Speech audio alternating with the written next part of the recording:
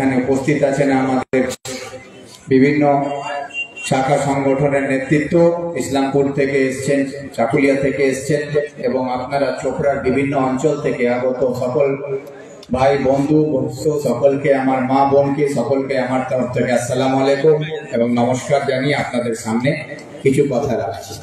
আমি খুব মন দিয়ে আমার কাকু অশোক রায় মহাশয় যখন বলছিলেন ওনার কথাগুলো শুনছিলাম। ওনার বক্তব্য শোনার পর আমার মনে হয় না কি আপনাদেরকে আর কিছু বলার দরকার আছে, কেন উনি সব বিষয়ের উপরেই কিন্তু আপনাদের সামনে আলোচনা করে আপনাদের কাছে বুঝাবার চেষ্টা করেছেন।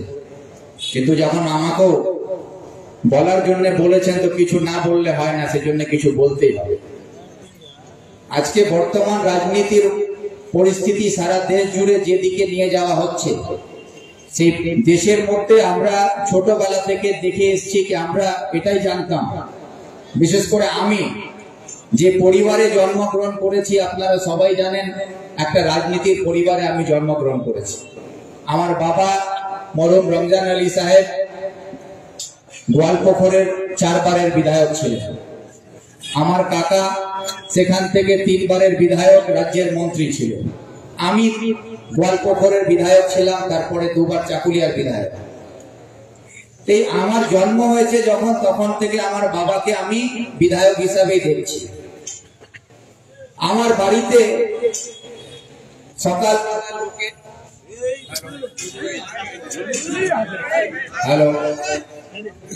সকাল বিকাল আমার বাড়িতে লোকের আসা যাওয়া লেগেই থাকতো। আমি যখন ছোট, কেউ আমাকে কোলে নিয়ে ঘুরতে চলে যেত, কেউ তার ঘাড়ে তুলে নিয়ে আমাকে, কেউ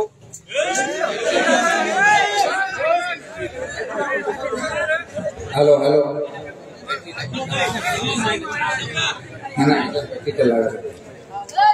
যেটা আমি বলছিলাম, আপনারা ধৈর্য রাখবেন, ব্যাটারি চেঞ্জ করতে 2 মিনিট 1 মিনিটও লাগবে না। তো যেটা হচ্ছে কি, আমাকে কখনো কেউ ঘাড়ে তুলে নিয়ে ঘোরাতো, কেউ সাইকেলে করে ঘোরাতে নিয়ে যেত, কোনো কাকুর সাইকেল নিয়ে আমি পালিয়ে যেতাম। তখন ছোটবেলা সাইকেল শিখার একটা বাচ্চাদের কৌতূহল থাকে, তো কোনো কাকু আসলো তার সাইকেল নিয়ে আমি পালিয়ে গেলাম। তো আমার কাছে সবাই কিন্তু কাকু, সে অশোক কাকু আমার কাকু, আমার কাছে সুলেমান আর কাকু আসলে সেও আমার কাছে কাকু। আমি কোনোদিন বিবেচনা করতে পারলাম না কে আমার হিন্দু কাকু, কোনটা আমার মুসলমান কাকু। এটা কিন্তু আমার বাড়ি থেকে এই শিক্ষা আমাকে কোনোদিন দেওয়া হলো না। আমার কাছে সবাই কাকু, সেই পরিবেশে আমি বড় হয়েছি। আমার কাছে অশোক কাকু যেরকম আমার কাকু, সেই রকম সালিম কাকু আমার কাছে আমার কাকু সেরকম। এই পরিবেশটাই যে আমরা বড় হয়েছি, এই পরিবেশটাকে শেষ করে দেওয়ার একটা চক্রান্ত হচ্ছে যে আগামী দিনে আমাদের ছোট ভাই বোনরা তারা কাকুকে, তো পাড়ার কাকু হোক, আশেপাশের কাকু হোক, আমাদের কাছে সবাই কাকু। কিন্তু আজকে আমাদেরকে শিখানো হচ্ছে ওটা হিন্দু কাকু, এটা মুসলমান কাকু, এটা হিন্দু ভাই, ওটা মুসলমান ভাই। এই যে বিভাজনের রাজনীতিটা হচ্ছে, একটা ছোট বাচ্চা, ছোট শিশুর কাছে কাকুকে হিন্দু এবং মুসলমানের বিভাজন ছোট থেকে শিখানো হচ্ছে। আর যে ছোট বাচ্চাটা সকলের কাছে স্নেহর পাত্র, সকলের কাছে ভালোবাসা পাওয়ার তার অধিকার আছে, ও যেই সমাজে জন্মগ্রহণ করুক না কেন, সেই বাচ্চাটার সমাজ থেকে ভালোবাসা পাওয়ার তার অধিকার আছে। কিন্তু আজকে সেই অধিকার থেকে, সেই ভালোবাসা থেকে, সেই আদর থেকে সেই বাচ্চাদেরকে বঞ্চিত করছে এই সাম্প্রদায়িক শক্তিগুলো। সেই সাম্প্রদায়িক শক্তির বিরুদ্ধে আজকে আমাদের লড়াই, যে আমার কাকুকে হিন্দু কাকু আর মুসলমান কাকু বানিয়ে দিচ্ছে, যে আমার ভাইকে হিন্দু ভাই আর মুসলমান ভাই বানিয়ে দিচ্ছে, তার বিরুদ্ধে আমাদের লড়াই। আমাদের ধর্ম নিরপেক্ষ দেশকে রক্ষা করার লড়াই, সেই লড়াই করছে কংগ্রেস।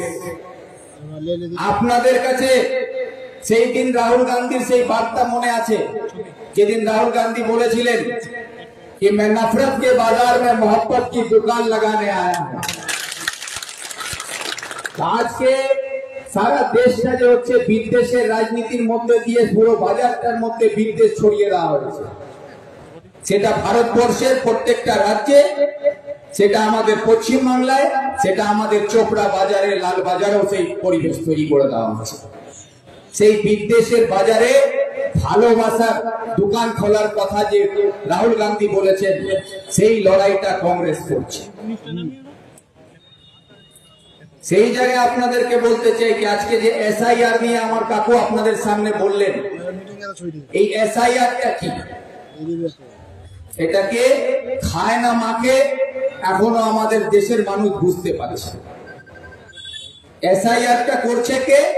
নির্বাচন কমিশন।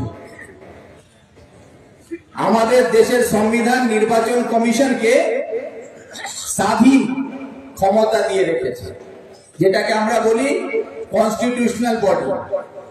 ওটা হচ্ছে সাংবিধানিক পদ, ইলেকশনের চিফ ইলেকশন কমিশন। সে কোন সরকারের নিয়ন্ত্রণে থাকবে না, তার উপরে কোনোভাবে কোনো সরকার, কোনো প্রশাসন চাপ সৃষ্টি করতে পারবে না। সে সাংবিধানিক পদ আছে, সে সংবিধান যাকে যে অধিকার দিয়েছে সেই অধিকার নিয়ে নির্বাচন কমিশনকে কাজ করতে হবে, সেটা বলা আছে আমাদের সংবিধানে। আজকে সাংবিধানিক অধিকার দিয়েছে নির্বাচন কমিশনকে, কিন্তু সেই অধিকারকে রক্ষা করে চিফ ইলেকশন কমিশন কাজ করতে পারছেন না। তাকে পরিচালনা করছে কে? দিল্লির সরকার, মোদীর সরকার যা বলবে সেটা করতে হবে। তো এখানে আমাদের সাংবিধানিক অধিকার কাড়িয়ে নেওয়ার জন্য এখন নির্বাচন কমিশনকে সরকারের দালাল বানিয়ে আমাদের মধ্যে থেকে আমাদের ভোট চুরি করার কাজ করছে। এখন নির্বাচন কমিশন হয়ে গেছে ভোট এর অধিকার দেওয়া, যার কাজ ছিল যে আপনার ভোটার কার্ড ঠিক করে আপনাকে ভোটার হিসাবে অন্তর্ভুক্ত করে আপনাকে ভোট দেওয়ার অধিকার পাইয়ে দেবে। সেই নির্বাচন কমিশন এখন আপনার ভোটার লিস্টে নাম বাদ দিয়ে বিজেপির জন্য ভোট চুরি করার কাজ করছে। ভোট চুরি করলে কি হবে? আপনার যদি ভোট চুরি হয় তাহলে আপনার গণতন্ত্র হত্যা হচ্ছে, আপনার গণতান্ত্রিক অধিকার কাড়িয়ে নেওয়া হচ্ছে। আর আপনার যখন গণতান্ত্রিক অধিকার কাড়িয়ে নেওয়া হচ্ছে, তাহলে আপনি যে স্বাধীন ভারতে আপনাকে যে অধিকার দিয়েছে দেশের সংবিধান, যে আপনি আপনার জনপ্রতিনিধি ঠিক করতে পারবেন, আপনার সরকার আপনি তৈরি করতে পারবেন, সেই অধিকারই আপনার থাকলো না। তা যে আমাদের পূর্বপুরুষরা যে দেশ স্বাধীন করে মতের জন্য লড়াই করেছিল, কি মতদান আমাদের অধিকার দিতে হবে, সেই অধিকারটাই যদি আজকে আমাদের না থাকে, তাহলে আমাদের যে পূর্বপুরুষরা লাখো লাখ মানুষ যে শহীদ হয়েছেন, বলিদান দিয়েছিলেন এই দেশকে স্বাধীন করার জন্য, যাতে আমরা স্বাধীনভাবে আমাদের জনপ্রতিনিধি তৈরি করতে পারি, আমাদের সরকার আমরা তৈরি করতে পারি, আমাদের দেশের আগামী ভবিষ্যৎ কি হবে সেটা আমরা সাধারণ জনগণ ঠিক করবে, সেই অধিকার যদি আমাদের কাড়িয়ে নেওয়া হয়, তাহলে আজকে আমরা স্বাধীন থেকেও স্বাধীন থাকবো না। এটা বুঝতে হবে। এই জন্য আপনাদের কাছে এসআইআর এর নামে যে 65 লক্ষ ভোটারের নাম বাদ পড়েছে বিহারে, এটা শুনলেন আপনারা। কিন্তু এই 65 লক্ষ ভোটারের নাম বাদ পড়েছে, বিজেপি বলছে কি যারা ভুয়া ভোটার, যারা ওপার থেকে এপারে এসছে, বাংলাদেশ থেকে এসছে, তাদের নাম বাদ যাবে। আমি এই মঞ্চ থেকে নির্বাচন কমিশন যে 65 লক্ষ ভোটারদের নাম বাদ দিয়েছে, বিজেপির বাপের ক্ষমতা যদি থাকে, তাহলে বিহারের 65 লাখ লোককে বাংলাদেশে পাঠিয়ে দেখা এই ক্ষমতা আছে? আজকে বাংলার বুকে দাঁড়িয়ে শুভেন্দু অধিকারী বলছে কি বাংলায় এসআইআর হবে, আর এখানে 1 কোটিরও বেশি মানুষের নাম বাদ যাবে। কার? যারা রোহিঙ্গা মুসলিম, রোহিঙ্গাদের নাম বাদ যাবে। তো শুভেন্দু অধিকারীকে আমি বলতে চাই কি শুভেন্দু অধিকারী বাংলার ইতিহাসটা ভালো করে একবার খুলে পড়ে নেবেন। যে কথাটা অশোক কাকুও বললেন,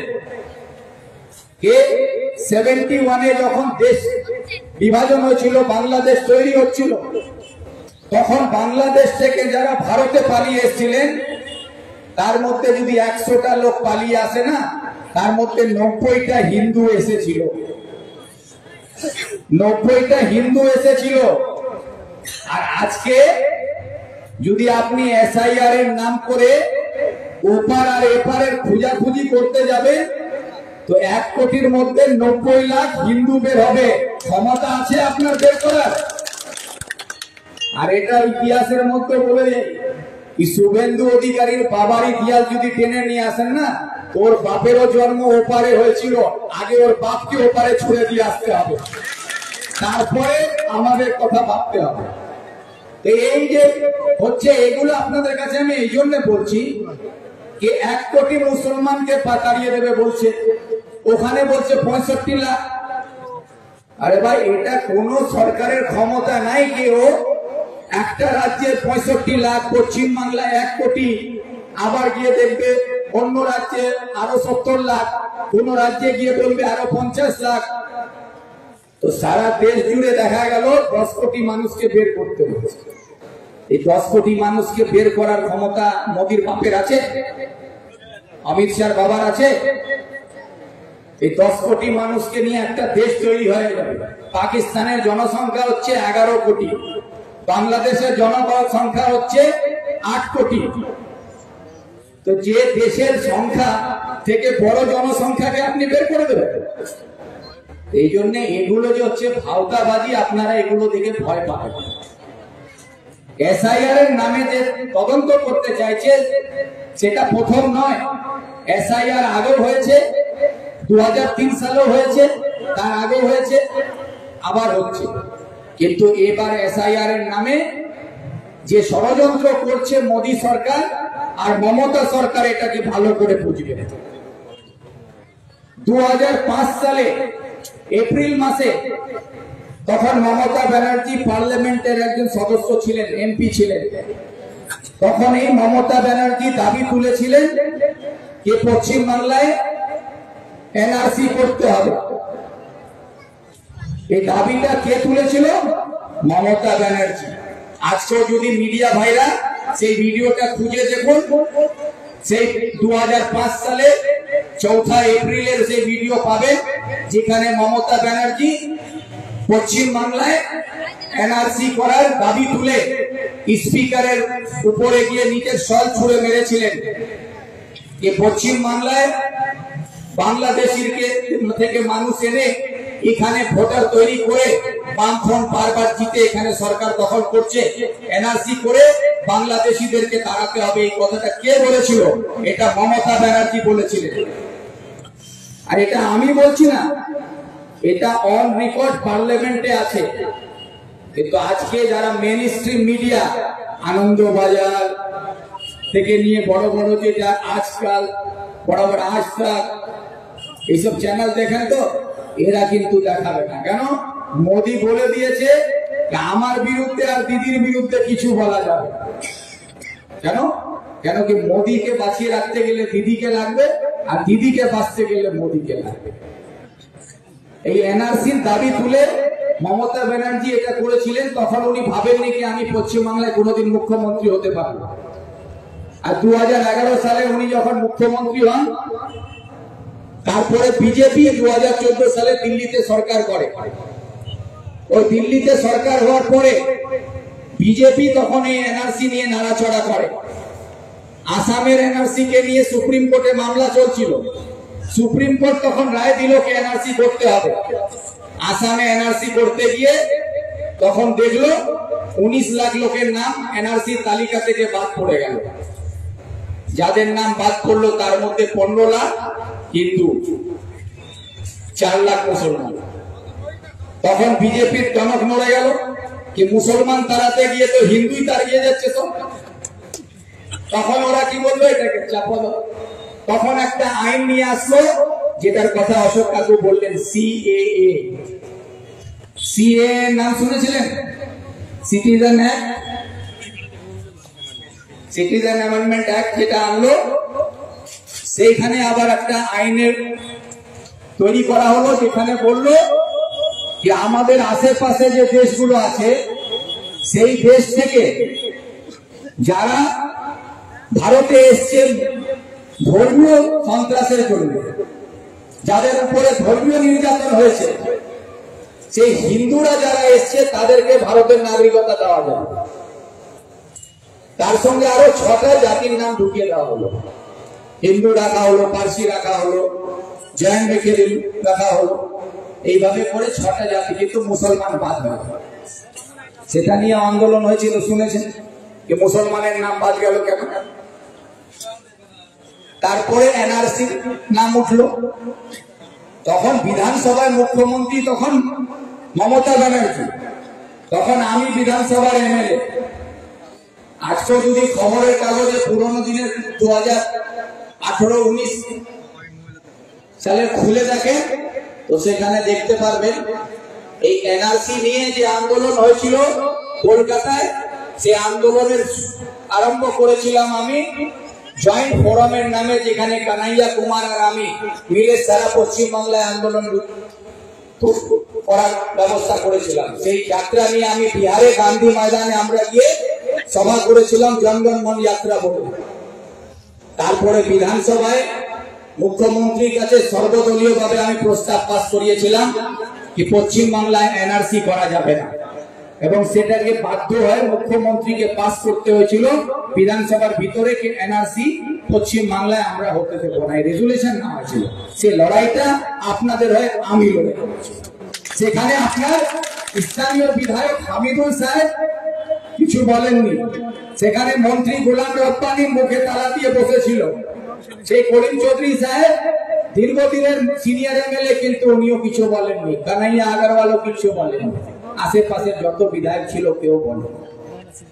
লড়াইটা করেছিলাম আমরা, সে লড়াইয়ের জন্য এনআরসি আটকেছিল। আজকে এনআরসি বন্ধ হয়েছে, আমাদের চাপে পড়বে। আজকে বিরোধীতে কেউ নাই, বিধানসভায় কংগ্রেস শূন্য, বিধানসভায় বামফ্রন্ট শূন্য।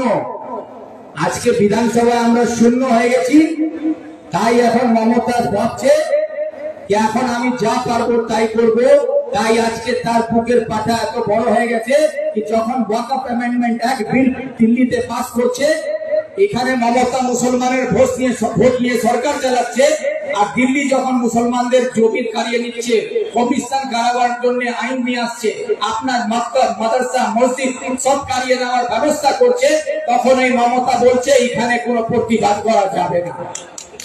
তখন বলছে এখানে ওয়াকফের আন্দোলন করতে হলে দিল্লি যাও, আর এখানে যদি কেউ আন্দোলন করে তো তার চরম শত্রু হব আমি। এই বলেছিল কিনা? তাহলে যখন ও এই কথা বলছে, তখন আমার প্রশ্ন হয় যে চোপড়ার বিধায়ক হামিদুল সাহেব, আপনিও মারা গেলে কবরিস্তানে দফন হবেন। গোলাম রব্বানি সাহেব মাথায় টুপি দিয়ে জুমার নামাজ পড়তে আপনিও যান।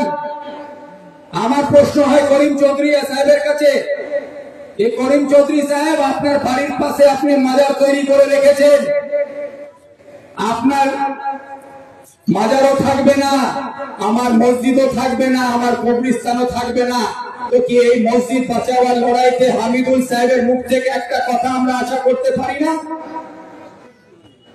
আমাদের কবরস্থান রক্ষা করার জন্য কি গোলাম রব্বানি ক্যাবিনেটে একটা কথা বলতে পারতো না? করিম চৌধুরী সাহেব আমাদের হয় একটা কথা বলতে পারতেন না? কিন্তু তৃণমূলের কোন মুসলমান নেতার মুখ থেকে একটা কথা বের হবে না। কেন? এরা ইসলাম ধর্মের মুসলমান যারা আছে, ইসলাম দরদি আছে, তারা এই দরদটাকে সহ্য করতে পারছে না।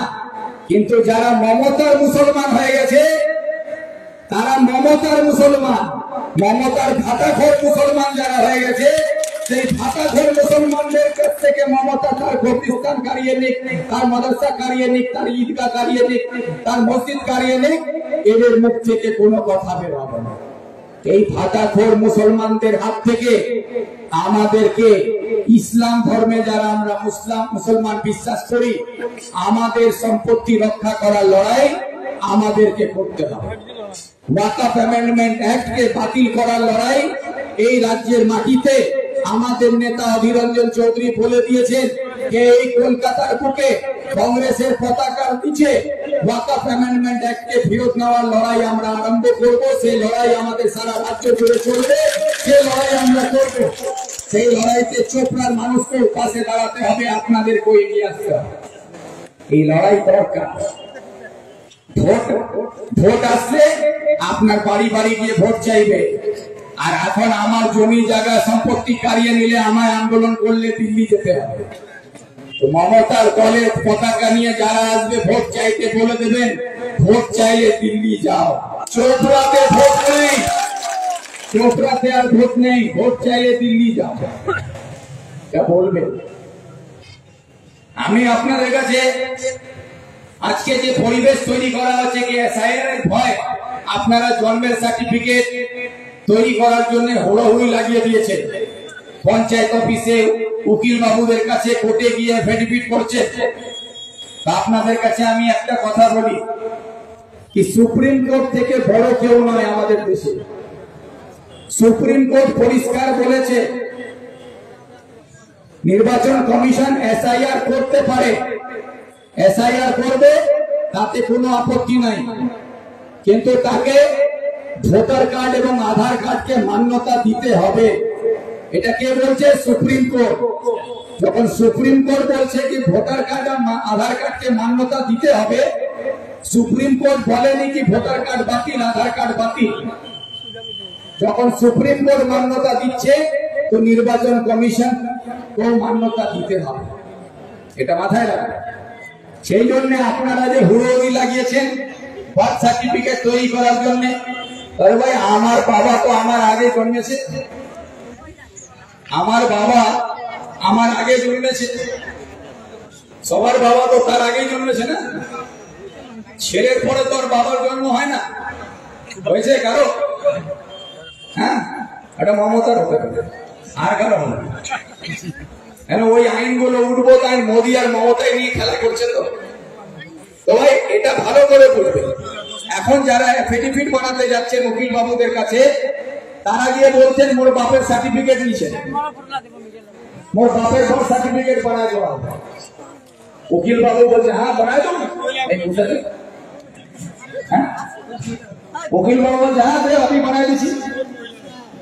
अरे भाई तो बाप मोर पहले पैदा हो भी बाद पैदा हो, तो मोर सर्टिफिकेट से मोर बाप बनवा पाए, लेकिन मी बेटा है बापर सर्टिफिकेट कैसे बना? मोर बाप कब पैदा हुई, मोर तारीख दिन तारीख की मोर पूछे मोर दादी पैदा हुई, बात से बुझो হবে না। मी सूर्यापुरी বলছি কি আমার দেশির লোকটা, सूर्यापुरी সবাই বুঝিস তো सूर्यापुरी দিয়ে এটা আমি বলছি हम सर देसी लोग वकील साहब ला बहुत बोका बना, कोर्ट गले बोका बना दीछे। अब बोलबे बेटा गले बोलছে বাপের সার্টিফিকেট নিছে, जहां बनाए दूं, अब वही ठीक करे दिले, दिन तारीख ठीक करे, বাপের সার্টিফিকেট একটা এফিডেভিট বানায় দিয়ে দিছে। ওটা সার্টিফিকেটের কই দাম নিছে, এটা ভালো করে বুঝবেন, ওই সার্টিফিকেটের কই দাম নিছে। এখন আপনারা দেখলেন যখন আমি পানিপথে গেলাম, সেই পানিপথে যখন আমি গেলাম, সেখানে গিয়ে যে অবস্থা দেখলাম আমাদের পরিযায়ী শ্রমিকদের, সেই শ্রমিকদের অবস্থা দেখে তারা যেভাবে আতঙ্কে ছিল, যে তারা মনে করছিল যে আমরা বাংলা থেকে এখানে আছি, হরিয়ানাতে আমাদের হয় বলার কেউ নাই, আমাদের পাশে দাঁড়াবার কেউ নাই, আমাদের কথা শোনার কেউ নাই, আর পুলিশ প্রশাসন তাদের উপরে অত্যাচার করছে, তাদেরকে তুলে নিয়ে যাচ্ছে, তাদেরকে মারছে ধরছে। কেন? আমাদের লোকগুলো ওখানে গিয়ে পরিষ্কার ভাবে বাংলা বলছে, কেউ সূর্যাপুরি বলছে, ওখানকার হিন্দিভাষী পুলিশ বলছে তুমি বাংলাদেশি, বাংলাদেশি বলে তাদেরকে পিটানো হচ্ছে। তারা সমস্ত কাগজ দেখাচ্ছে, এই আমার ভোটার কার্ড, আধার কার্ড, আমার রেশন কার্ড, বলছে এসব নেই মানেंगे, আর তাদেরকে পিটিয়ে বলছে বলো তুমি বাংলাদেশি, বলো তুমি বাংলাদেশি। বলছে জন্মের সার্টিফিকেট দাও, জন্মের সার্টিফিকেট না হলে তোমাকে ভারতীয় মানব না। এই নিয়ে যখন আমি এসপির সঙ্গে দেখা করলাম, আমি এসপি কে বললাম যে আমাদের বাংলার যে মানুষগুলো এখানে আছে, তারা আপনাকে ভোটার কার্ড দিচ্ছে, আধার কার্ড দিচ্ছে, রেশন কার্ড দিচ্ছে, তাহলে আপনারা ওগুলোকে মানছেন না কেন? বলছে জন্ম সার্টিফিকেট না হলে আমরা কি করে বুঝবো সে ভারতে জন্মগ্রহণ করেছে। আমি আমার ভোটার কার্ড, আধার কার্ড পকেটে ছিল, ড্রাইভিং লাইসেন্স ছিল, আমি বের করে দিয়ে দিলাম। যে আমার কাছে এইগুলো আমার জন্মের সার্টিফিকেট নেই, আপনি আমাকে অ্যারেস্ট করে নিয়ে চলুন। তখন এসপি একটু দেখছে কি তো পাগলা লোকের পাল্লায় পড়েছি। আমি ওকে বললাম যে আপনি এসপি আছেন, আপনি ইন্ডিয়ান সিভিল সার্ভিসের পরীক্ষা পাস করেছেন, অবশ্যই আপনি জানেন কি ভারতে কতগুলো ভাষা রেজিস্টার্ড আছে। তার মধ্যে আমাদের ভারতে যে ভাষা রেজিস্টার্ড আছে তার মধ্যে বাংলা ভাষাও ভারতের রেজিস্টার্ড ভাষা আছে। এক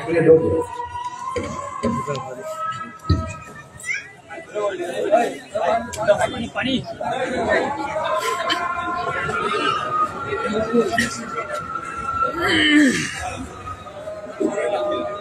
ভালো